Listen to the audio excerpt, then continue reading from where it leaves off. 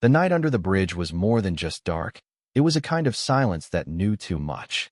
Traffic thundered overhead, Lagos breathing fire above the forgotten world beneath. Horns blared. Headlights carved wild shapes across the cracked walls, dancing for no one. Among the rubble and rusted pipes sat Johnson, knees pulled to his chest, a small nylon plate of steaming jollof rice warming his calloused hands. He hadn't eaten all day. His last shift at the construction site paid just enough for this one meal. His shirt clung to him with sweat. His bones ached like they'd been borrowed from someone twice his age. But as the first spoonful neared his lips, a voice broke through the night like a ghost remembering how to speak. "My son, please help me." Johnson turned. An old man stood in rags, his legs trembling like a radio antenna in the wind. Hollow cheeks, trembling lips, ribs visible under skin that had forgotten what fat felt like. His eyes were the worst part, watery, glassy, fixed on Johnson's food like a prayer waiting for permission. "I haven't eaten since yesterday. Please, I'm dying." The words landed like a hammer to the chest. Johnson froze. He looked at the food, at the man, back at the food. His stomach screamed. His body begged. His memory shouted louder, his mother's voice, soft but firm, like the lullaby she used to hum. "Kindness always returns, Johnson. Even from the little, give. You don't need to have it all to help someone." He didn't argue with it.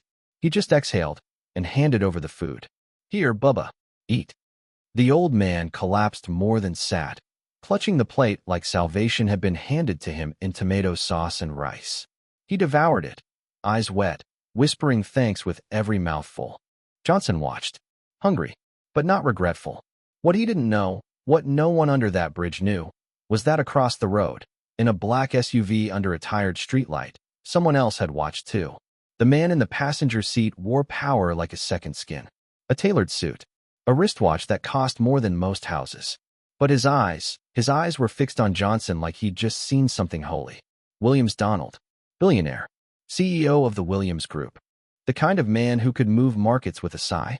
He hadn't planned to stop here, just needed to take a call.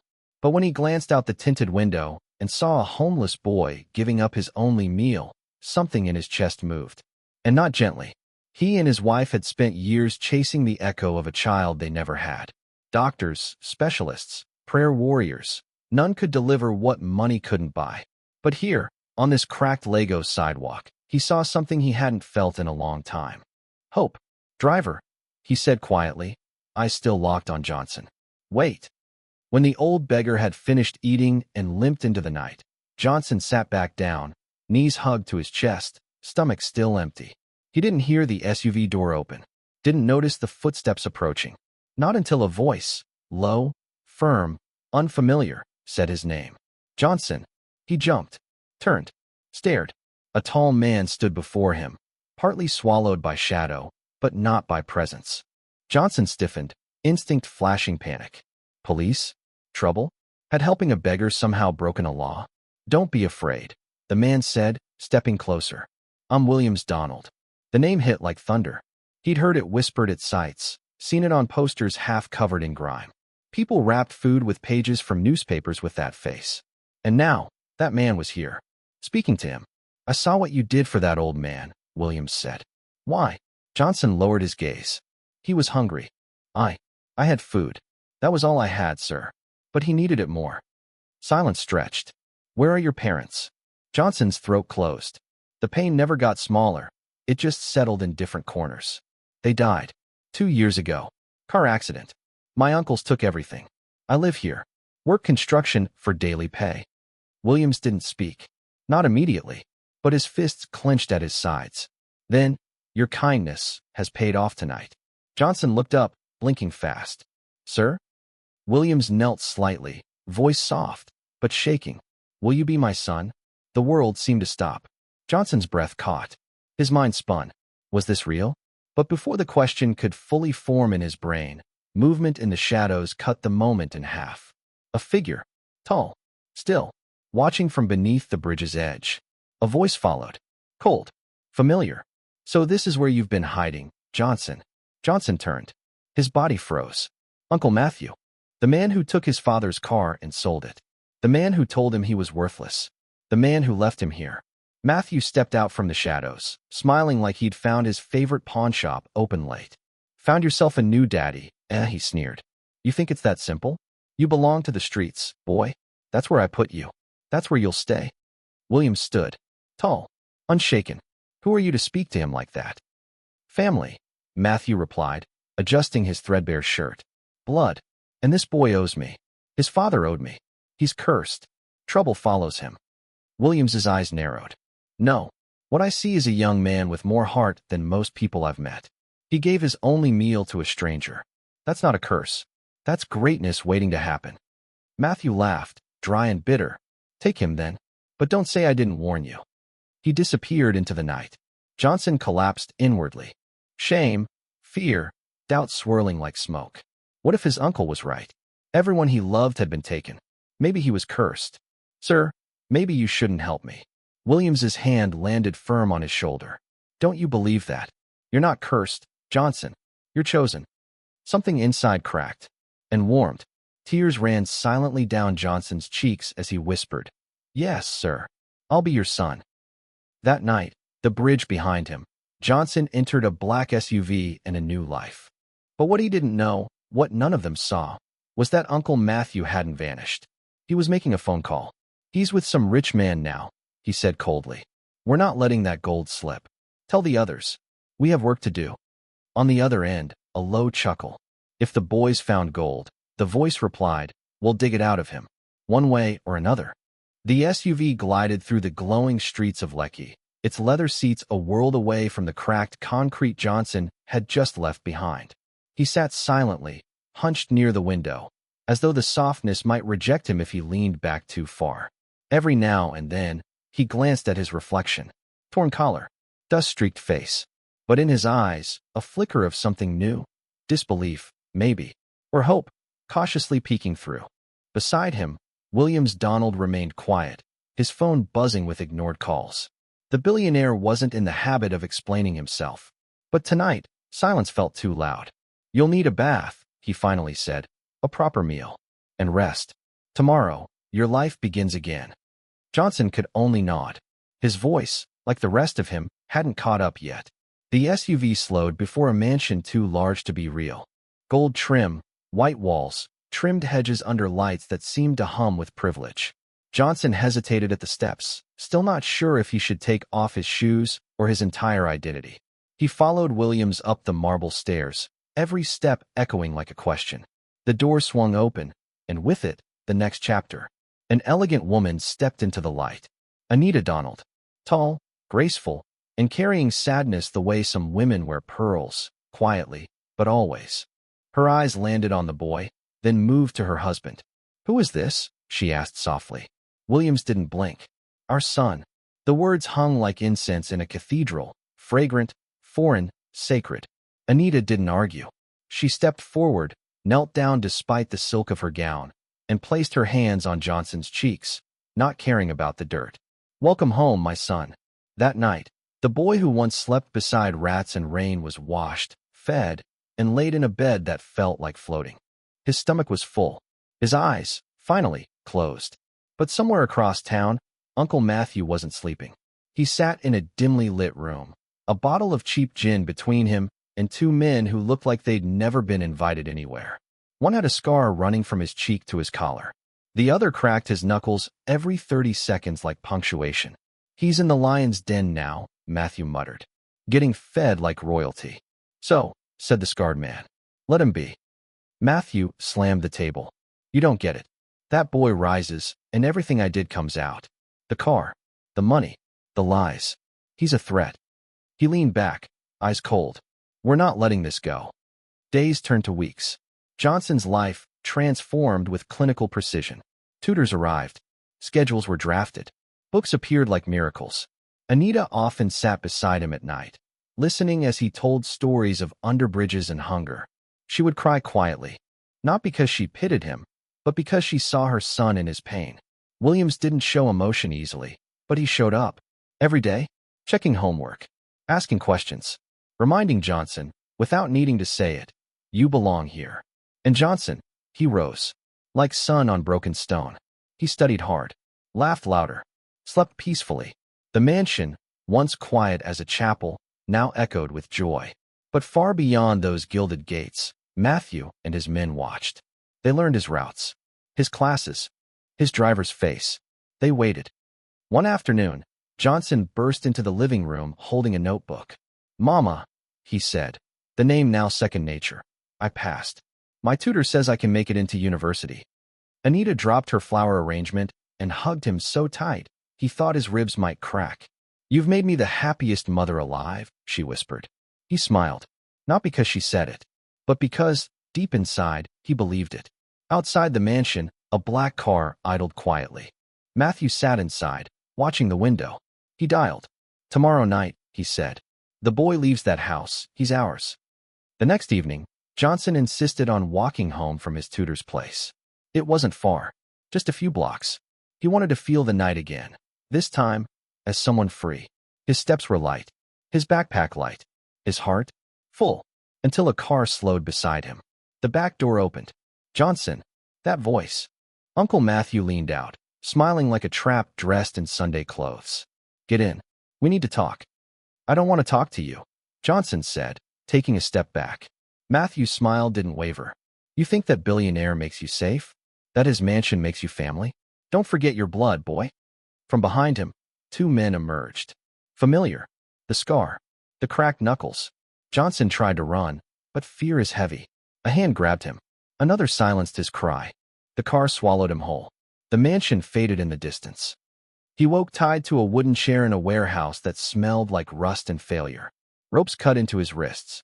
His mouth was dry. Across the room, Matthew paced like a man rehearsing for an audience. "You've grown," he said, "from rat to prince. But you don't belong there." He crouched, face inches away. "You are ours. You are mine. That billionaire, he'll pay to get you back. And when he does, we take everything. If not, we sell you. Plenty of places looking for boys who don't talk too much." Behind him, someone laughed. Johnson didn't. Instead, he whispered, "He'll come for me. Because he's not like you. He believes in me." Matthew's jaw twitched. Back at the mansion, Anita was pacing. The driver had returned. But no Johnson. "I shouldn't have let him walk," Williams muttered. His phone rang. Blocked number.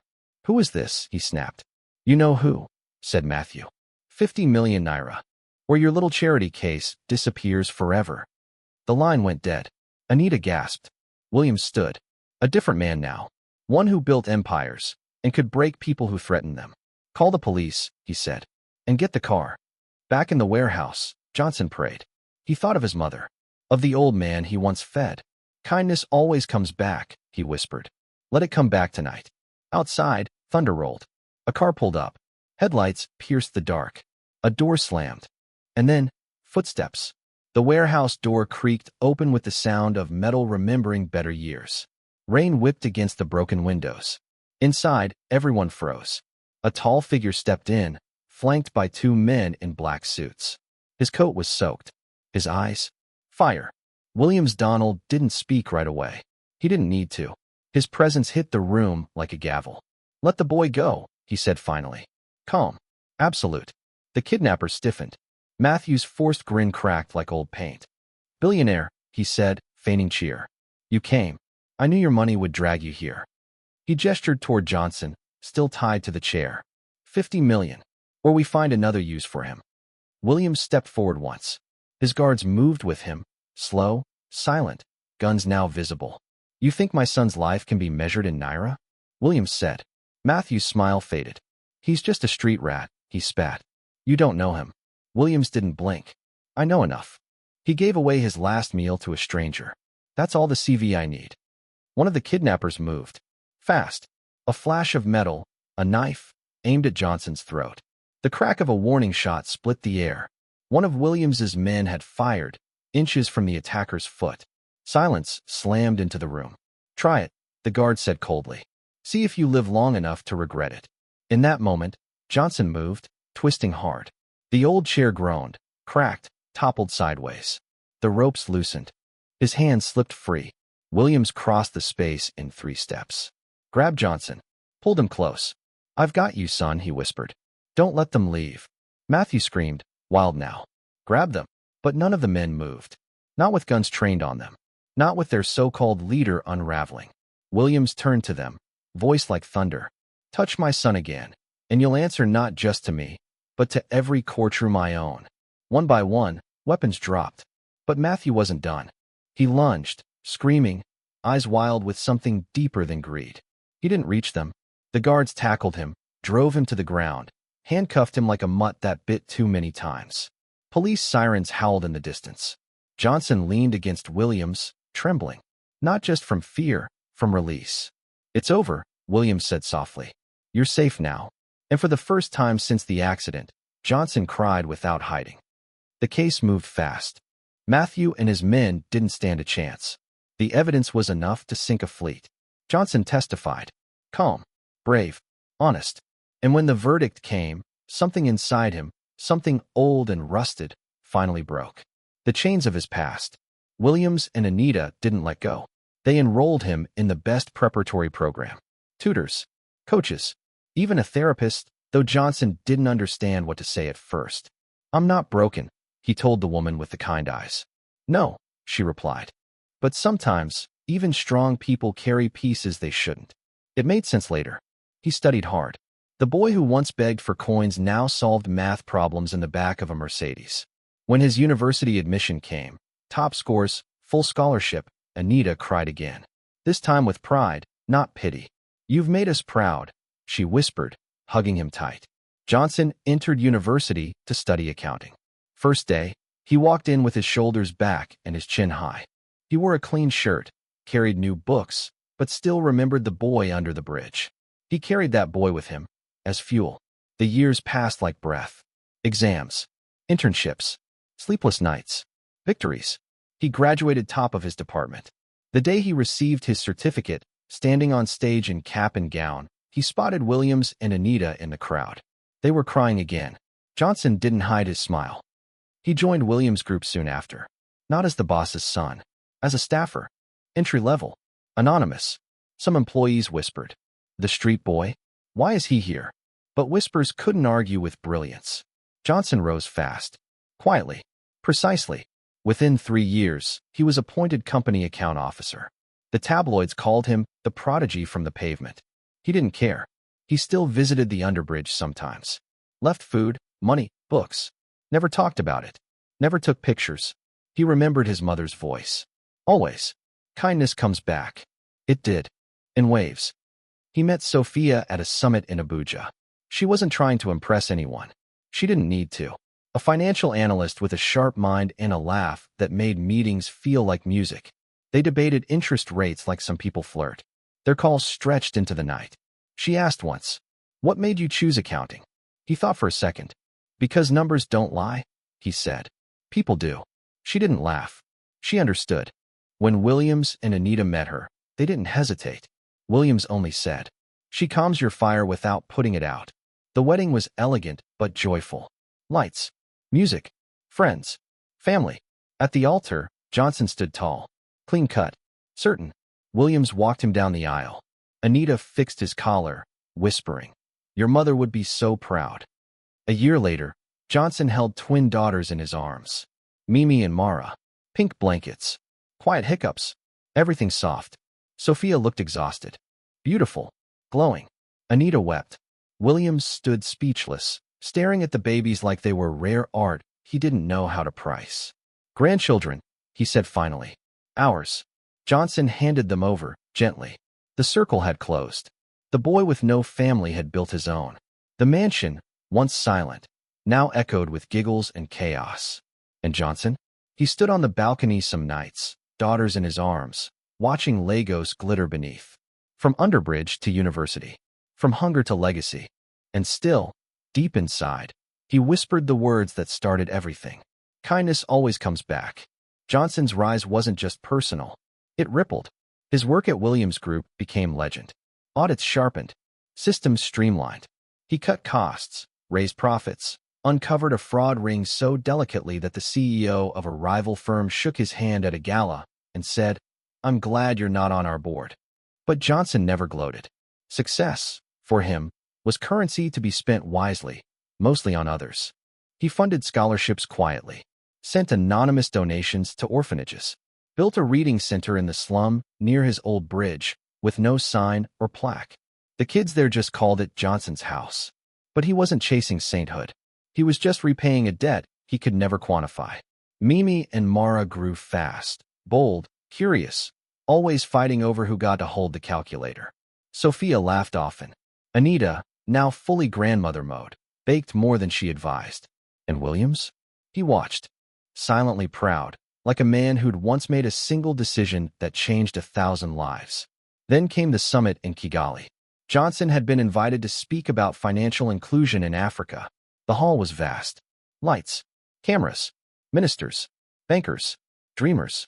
He stepped onto the stage in a simple gray suit, held the microphone like a truth teller, and began. I once lived under a bridge. Not metaphorically. The real thing. Concrete. Cold. Forgotten. The hall held its breath. Someone saw me when I thought I was invisible. One act of kindness brought me here. So, let's talk numbers, but let's not forget the people behind them. His words went viral. He returned to Lagos a different man, still humble, still quiet, but now with the weight of a story the world wanted to hear. A week later, he received a call from the Ministry of Youth Development. Mr. Johnson, the voice said, we'd like to offer you an advisory position. You'd be shaping national policy on youth empowerment. Johnson paused. I'll do it, he said, if I can also build something practical. Like what? A foundation, he replied. Not just funding. A place that teaches. That gives structure. That tells street kids they're more than disposable. The approval came fast. Within months, construction began in Surulere. The Johnson Foundation, fully funded by Johnson and supported by Williams Group, was built from glass and stone and mercy. Dormitories, tech labs, mentoring halls, classrooms. Former orphans taught web design. Young mothers learned accounting. Teenagers who once hawked recharge cards now practiced coding on donated laptops. The foundation's motto hung on every wall, your story isn't over. At the opening ceremony, Johnson stood beside Sophia and the girls. He didn't speak for long. I'm not here because I was strong, he said. I'm here because someone stronger than me cared. And then he did something unexpected. He called up a frail old man, the same one he had fed under the bridge all those years ago. The man, now sober, now clean, now staff at the foundation's library, walked on stage and hugged Johnson tight. The crowd stood, applauding not just a man, but a full circle. Back at home, Johnson sat with Williams and Anita under the garden canopy. It was raining lightly, the sound soft against the leaves. You know, Williams said, sometimes I wonder if we hadn't stopped that night. Johnson nodded. I'd still be under that bridge. No, Williams replied. The world would just be a little poorer. You'd have still found your way. You had it in you. All I did was remove a few walls. Johnson smiled. Sometimes a wall is all it takes to block the sun. They fell into silence, comfortable, rich, necessary. But then came the letter, embossed, official, from the University of Lagos. Dr. Johnson Adebayo, we are pleased to inform you that, based on your contributions to economic policy and educational outreach, you have been awarded an honorary doctorate. He read it twice, then placed it on the table, unsure what to feel. Sophia picked it up.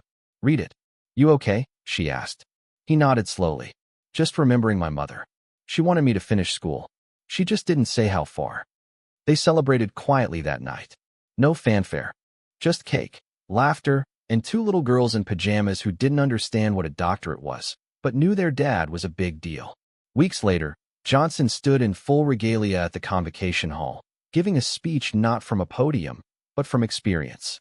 I'm not here because of perfection, he said. I'm here because grace won't let go of those who try. It was around this time that a journalist asked Williams at an event, what's the greatest investment you ever made? Williams didn't blink. A plate of jollof rice. And walked away. The journalist didn't understand. But Johnson did. Years didn't slow Johnson. They sharpened him. He walked through boardrooms and bridges with the same quiet presence, as if greatness was something you wore like old jeans, not diamonds. Time only deepened what the streets had once carved into his bones. Resilience without bravado, wisdom without noise. His work at the Williams Group turned from exceptional to foundational. When people spoke of the company, they didn't mention just Williams anymore. They spoke of Johnson. the mind that turned numbers into vision, the hands that rewrote how legacies should behave. But Johnson never stopped making tea in the morning, never stopped taking Mimi and Mara to school, never stopped sitting on the edge of his bed for 5 seconds before standing, remembering a time when he had no bed at all. Mimi, now 22, ran her own startup, a fintech app that taught financial literacy in pidgin English. Mara, the quieter one, published her first book of poems, Salt on Concrete. It sold better than anyone expected, especially the poem about a boy, a spoon, and a billionaire who wasn't looking to adopt until he saw someone give away their only meal. Sophia kept the family anchored. Her consulting firm expanded into Francophone Africa. She still walked into rooms like she owned the air, but at night, she rubbed Johnson's shoulders and asked how his day really went. Anita grew slower, but not softer. Her voice was the final vote at any dinner table dispute. Her eyes, still the first thing a lost child looked into and felt safe. And Williams? He passed away in sleep, peaceful, with a hand over a photo of Johnson's twins. At the funeral, Johnson wore the same dark gray suit he'd worn to his first interview. He stood before the mourners, looked at the sea of powerful people dressed in borrowed grief, and said simply, he stopped a car. That was all. That was everything. No one spoke for a full minute after. Back home, Johnson sat with Anita under the garden tree. He believed in you, she said. He nodded, and gave me permission to believe in myself. Not many men would do that. Not many boys would have dared accept. The Johnson Foundation went global. It started with a center in Senegal, then Rwanda, then Liberia. They didn't call it expansion. They called it multiplication, the act of replicating belief. The campuses were clean, wired, alive. Dorms, classrooms, kitchens, counseling centers. The students? Street kids, refugees, ex-convicts, single mothers. Those the system had ignored. The slogan was printed in every corridor. Your story isn't over yet. One of the girls who graduated became a regional policy advisor. Another, a chef. A boy named Tolu, who had once lived under a flyover, was now teaching Python programming in Nairobi. They sent Johnson letters, videos, gratitude. He read every word, but he never framed them. He said legacy should breathe, not be laminated. Every month, he brought home a new kid, sometimes two, found in alleys, pulled from raids, recommended by social workers who couldn't place them anywhere else. Papa J, the children called him. Some never asked why they were there. Some wept for days. Some smiled immediately. All of them stayed. They called the house the return. Not an orphanage. Not a charity. A beginning. He designed it with open doors, warm light, long tables. Every meal was communal. Every bedtime story real. Every tear accounted for. Sophia ran it like a home. Anita ran it like a mission. Mimi and Mara called it our real inheritance. Once, at a family gathering, a journalist asked Johnson, "What would you say is your greatest accomplishment?" He paused. "My first meal I gave away," he said, "because everything else came from that." The government tried to name a road after him. He declined. They offered a national award. He accepted it, then donated the medal to a museum, saying it belonged to all street children who never got a ceremony. He turned down a Senate appointment, said he could do more without a title. He did, however, accept a request from a small boy named Lucky who asked if Johnson would attend his school's Founders Day because Lucky had written an essay about him. Johnson showed up in a simple white shirt, sat in the front row, cried when Lucky read the essay aloud, gave him a new backpack after. No cameras, no press, just belief. At age 58, Johnson handed over the Williams Group to a joint executive team. It was never mine to keep, he said. He focused full-time on the foundation, on mentorship, on showing up. His days started with tea, scripture, walks with Sophia, an hour reading, a call to his girls, then meetings, site visits, letters, listening. Sometimes, just sitting with a boy who didn't know how to make eye contact and showing him how to hold silence like it wasn't punishment. He taught resilience without revenge. He reminded everyone that healing isn't loud, that faith can be practical, that orphans, when planted well, grow into orchards. He died quietly. No hospital, no struggle. In his bed, surrounded by love. His last words were a whisper. Don't stop the circle. He was buried under a jacaranda tree behind the Surulere campus. No mausoleum, just a stone. Simple. Inscribed. Kindness always comes back. At the memorial, Emeka, now director of the return, read a poem written by Mara. He left a spoon in the soil. And now the garden won't stop growing. Sophia spoke last. She held up the small gold spoon Johnson once gave her. Worn now, still shining.